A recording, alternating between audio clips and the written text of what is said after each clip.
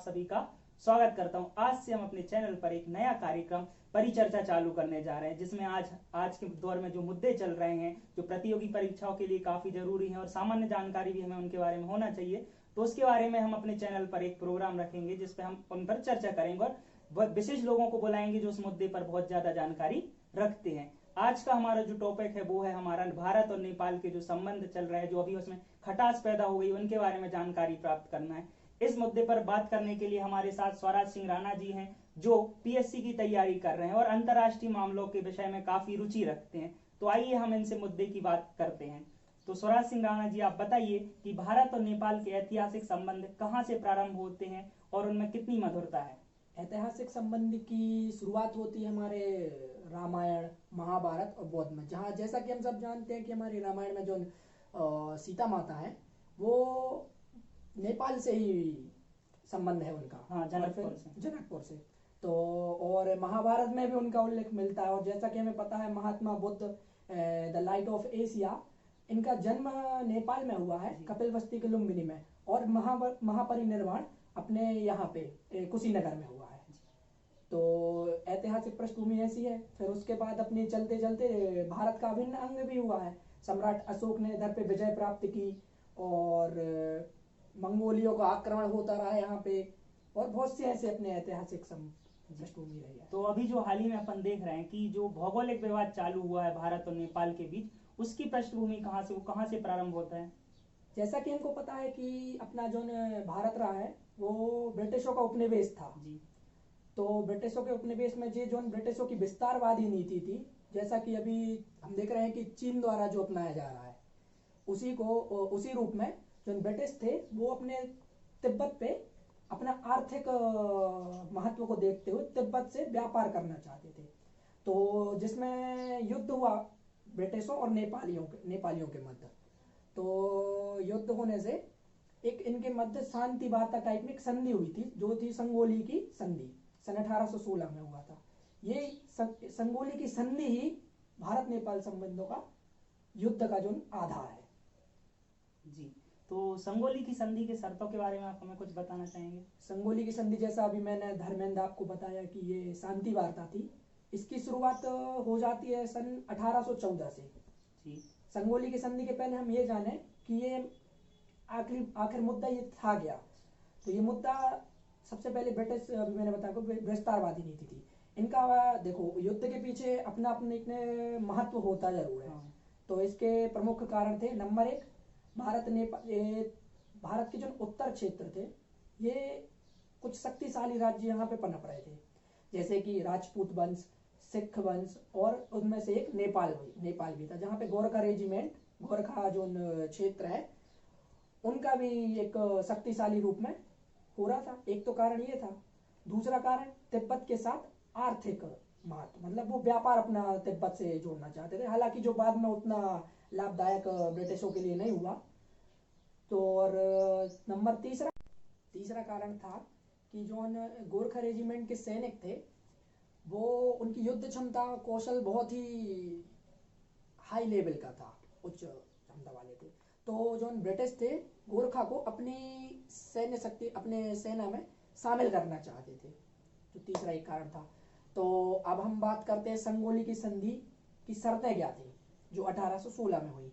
तो संगोली की संधि तो सबसे पहले ये थी कि जो एक ब्रिटिश अधिकारी रहेगा वो नेपाल के जो महाराजा हैं उनके सभा में शामिल होगा। दूसरा, जो नेपाल एक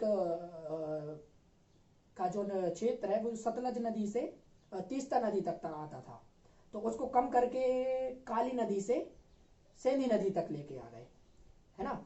और जो काली नदी है, जो आप देख रहे हैं, एक्चुअली में यही विवाद है काली नदी का, वर्तमान में भी इसी से विवाद प्रारंभ हुआ है।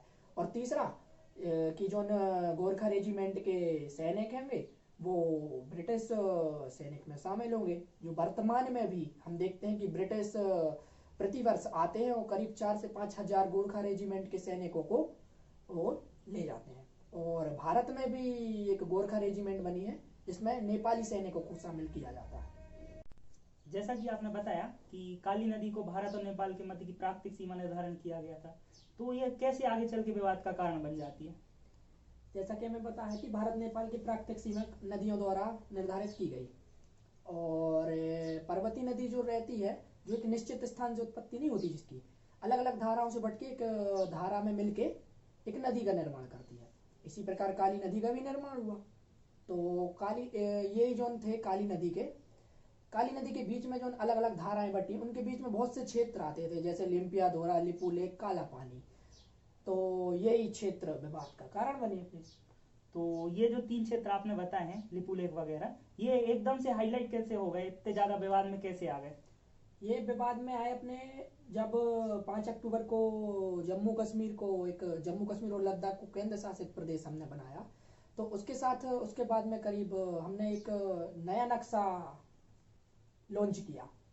तो नए नक्शे में अपने लिम्पू धारा, लिपू लेक जो मैंने क्षेत्र बताए, इसको भी शामिल कर दिया, जो नेपाल ने ऑब्जेक्शन उठाया है जिसका। और इसके साथ साथ आगे बढ़ते गए, और जो चीन ने नेपाल के राजनीतिक उस पर हस्तक्षेप किया।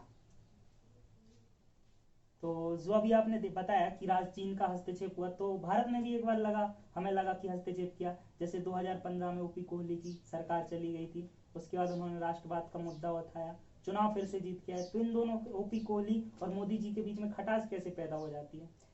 देखो, भारत नेपाल के संबंध तो आज़ादी के बाद से सन 1950 में संधि हुई इनकी, भारत और नेपाल की। तो संधि से उनके सहिष्णुता, अखंडता सबको शामिल कर लिया था इस संधि में, कि भारत के लोग नेपाल जाएंगे, नेपाल के लोग भारत आएंगे, उनको रोजगार दिया जाएगा, सैनिकों में शामिल होंगे। तो ये संबंध पहले से चले आए थे। परंतु 2014 में अपनी मोदी जी की बीजेपी की सरकार आती है, और नेपाल में मधेसी आंदोलन प्रारंभ होता है। इस मधेसी आंदोलन को बीजेपी सरकार द्वारा बहुत ही प्रभावित किया जाता है, अंतर्राष्ट्रीय स्तर पे इसको आंदोलन को पहुंचाया जाता है। तो यहाँ से संबंधों का बिगड़ना केपी शर्मा ओली मोदी जी से प्रारंभ होता है।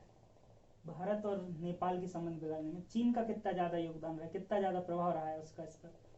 अपन सीधे भी प्रत्यक्ष रूप से तो नहीं कहा जा सकता कि चीन का प्रभाव रहा है नेपाल के, परंतु देखें तो चीन द्वारा राजनीतिक हस्तक्षेप अभी किया गया, जैसे केपी शर्मा ओली को पुनः प्रधानमंत्री बनाना, और आधारभूत संरचना, बिजली इत्यादि क्षेत्रों में चीन को निवेश करना, ये सब शुरू से उसका प्रभाव। तो हम देख सकते हैं कि प्रभाव कहीं ना कहीं चीन का है।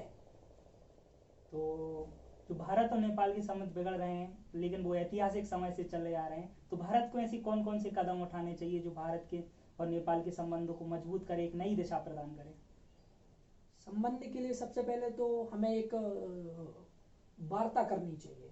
इसमें सैन्य शक्ति को बिल्कुल भी महत्व न देके वार्ता की जाए नेपाल के साथ। नंबर दूसरा, भारत को अपनी एक जो वो है अंतर्राष्ट्रीय स्तर पे जो अंतर्राष्ट्रीय पहुंच है, उसको बरकरार रखते हुए अंतर्राष्ट्रीय संबंधों की तरफ थोड़ी ध्यान देने की जरूरत है। नंबर तीसरा, भारत और नेपाल की जो रेलवे लिंक परियोजना है, इसको तय समय पे पूरा करना चाहिए।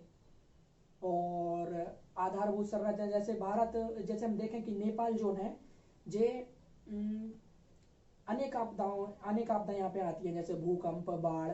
तो इन क्षेत्रों में भी भारत अधिक से अधिक मानवीय सहायता, संसाधन से युक्त सहायता, ये सब दे सकता है।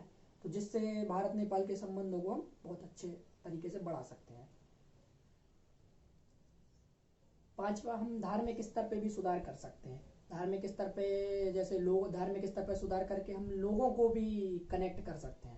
धार्मिक स्तर पे जैसे हम देखें तो पर्यटन में अधिक सुधार किया जा सकता है, और जैसे भारत और सॉफ्ट पावर का उपयोग करके अधिक से अधिक इन भारत नेपाल संबंधों को हम सुधार सकते हैं। चलिए, तो आज की हमने परिचर्चा में देखा कि भारत और नेपाल के बीच ऐतिहासिक संबंध रामायण, महाभारत और बौद्ध के काल से ही रहे हैं, और 1816 में जो संगोली की संधि हुई थी ब्रिटिश भारत और नेपाल के बीच, इधर से ही क्या हो जाता है, भारत और नेपाल के बीच सीमा का विवाद चालू हो जाता है। लेकिन जो अभी हाल ही में जो विवाद नया चालू हुआ है, वो चालू हुआ है जब भारत ने लद्दाख और अपना जम्मू कश्मीर को केंद्र शासित प्रदेश बनाने के बाद जो नक्शा जारी किया है उसमें नेपाल के कुछ क्षेत्रों को भारत में दर्शा दिया गया है। इधर से ही जो आज का विवाद चालू होता है वो प्रारंभ हो जाता है और इस विवाद के पीछे कहीं ना कहीं पर हम बोल सकते हैं कि चीन का भी हस्तक्षेप हो सकता है, लेकिन ये पूर्ण तरीके से नहीं बोल सकते क्योंकि इसके हमें साक्ष्य प्राप्त नहीं हो सकते हैं। लेकिन अगर हम चाहें तो गुजराल सिद्धांत के अनुसार कार्य करके भारत और नेपाल के संबंधों के बीच मधुरता और उनमें बहुत ज्यादा विश्वास पैदा कर सकते हैं। आज की हमारी परिचर्चा यहीं पर समाप्त होती है। तो हम सबसे पहले स्वराज सिंह राणा जी का धन्यवाद करते वो कीमती समय निकालकर हमारे बीच में आए और इस महत्वपूर्ण विषय पर हमारे साथ अपने सुझाव साझा किए। मिलते हैं अपन अगले अपने परिचर्चा के एपिसोड में। जब तक घर पे रहिए, देखते रहिए और जुड़े रहिए हमारे साथ। जीएस विद संजय, नमस्कार।